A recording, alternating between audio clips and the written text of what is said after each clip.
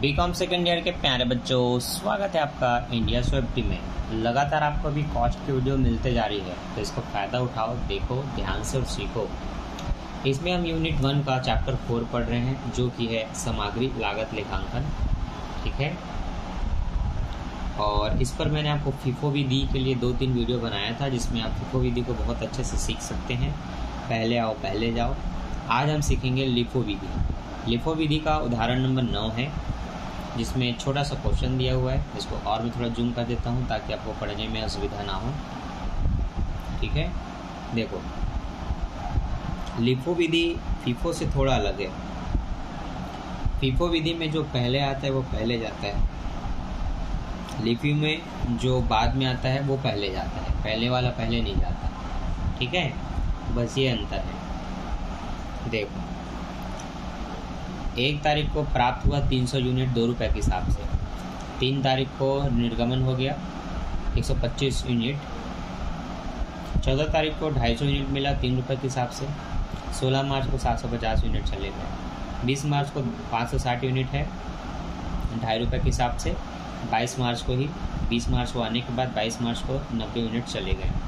24 मार्च को 10 इकाई जो 16 को निर्गमित की गई थी इस तिथि को, ठीक है, 10 इकाई जो इसमें शामिल है, समझ लो 10 इकाई विभाग द्वारा स्टोर को वापस कर दी गई।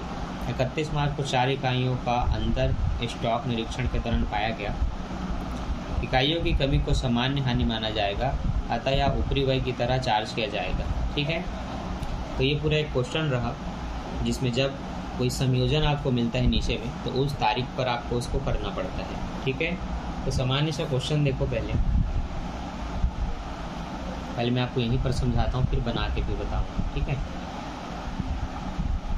30 यूनिट आया तो आपको डेट, रिसीप्ट, इशू, बैलेंस करके कॉलम तैयार करना है, जिसमें unit rate amount, unit rate amount, unit rate amount रहता है। कितना आया, कितना गया और क्या बचा वो यहाँ दिखाना होता है। तो जो आया वो रिसिप्ट में, जो गया वो निर्गमन में, जो बचा है वो बैलेंस में लिखना होता है। ठीक है, क्योंकि हर बार नए नए बच्चे होते हैं इस वीडियो को देखने वाले, इसलिए उनको डिटेल से बताना ज़रूरी होता है। ठीक है, ध्यान देना बच्चों। अभी हमने देखा कि सबसे पहले 1 मार्च को 300 यूनिट 2 रुपये के हिसाब से आया, तो 2021 1 मार्च लिखो, यूनिट में 30 लिखो, रिसिप्ट में लिखना है 30 यूनिट आया 2 रुपये के हिसाब से, तो 300 दूनी 600 रुपये आपका हो गया। 300 यूनिट आया तो ठीक है। बैलेंस में लास्ट में आप बता देना कि आपके पास 300 यूनिट आया 2 रुपये के हिसाब से, तो 600 आपके पास 600 की वैल्यू है कि कोई प्रोडक्ट है। अगले ही 3 मार्च को क्या हुआ है, 125 यूनिट निर्गमन कर दिया गया।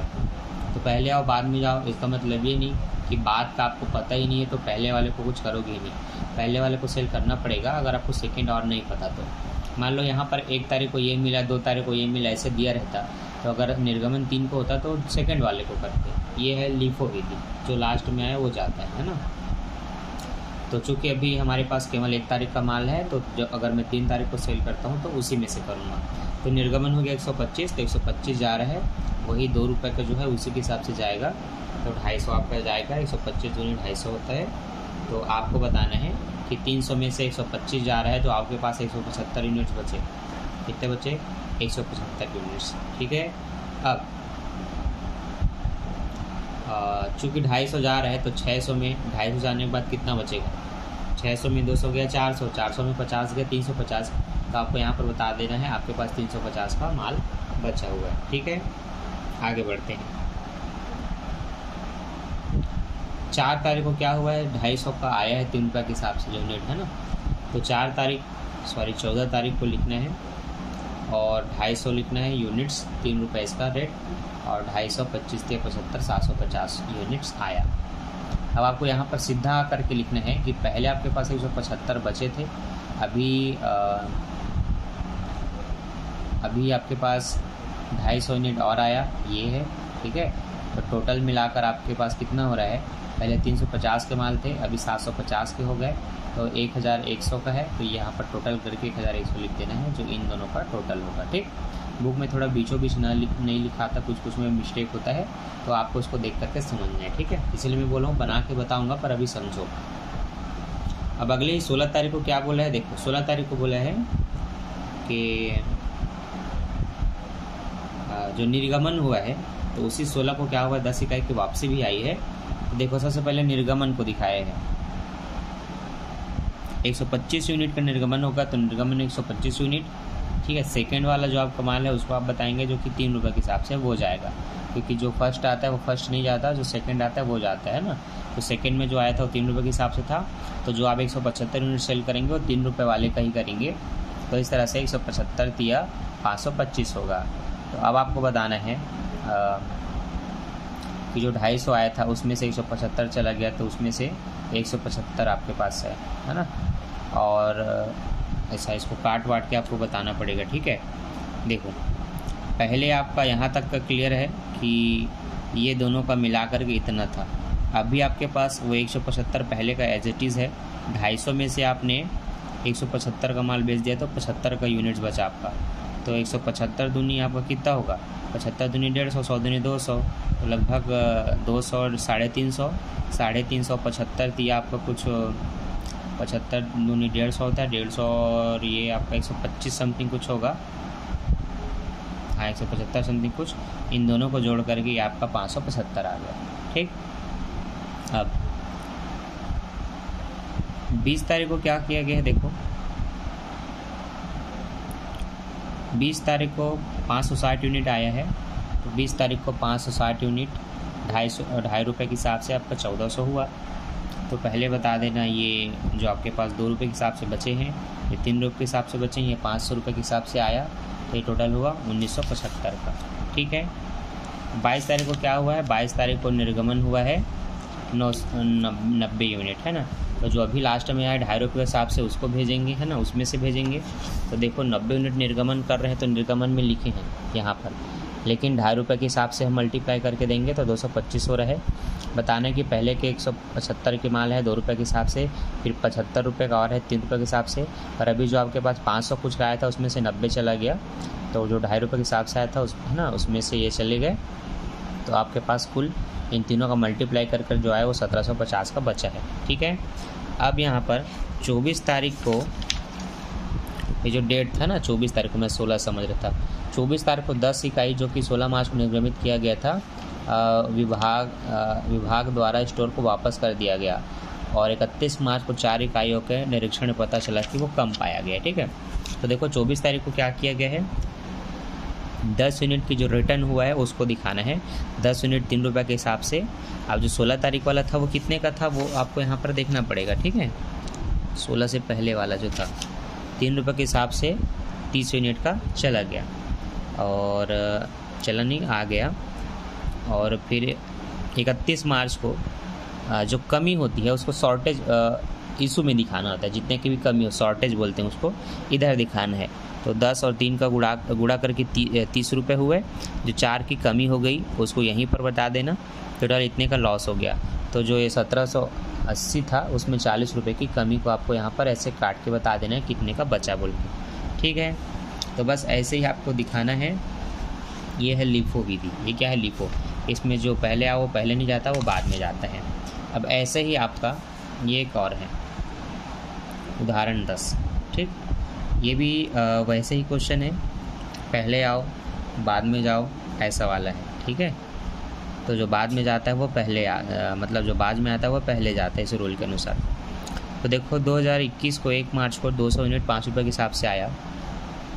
तो यहाँ पर देखो रिसीव में 200 यूनिट 5 रुपये के हिसाब से 1000, और बैलेंस में सीधा 200 × 5 है तो 1000।